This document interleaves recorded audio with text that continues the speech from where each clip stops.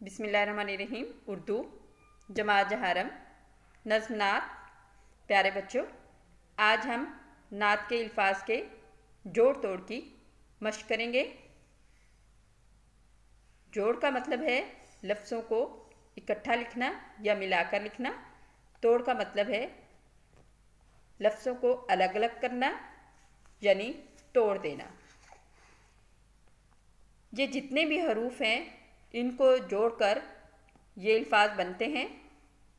सबसे पहले देखें, खे लाम काफ। जब इकट्ठा करेंगे खे लाम खल काफ खल्क, खे लाम काफ, खे लाम खल काफ खल्क।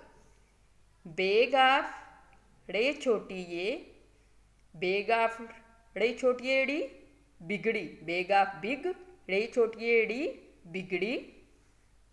वाव ये रे अलिफ्रा नून बड़िए ने, वाव ये वी रे अलिफ्रा नून बड़िए ने वीराने।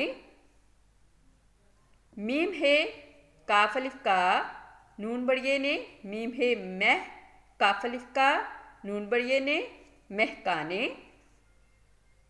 अलिफ है सीन अलिफ सा नून, अलिफ है सीन अलिफ सा नून एहसान, अलिफ है सीन अलिफ सा नून एहसान। वीडियो को दोबारा से देखें, मुश्किल अल्फाज के जोड़ तोड़ की मशक करें।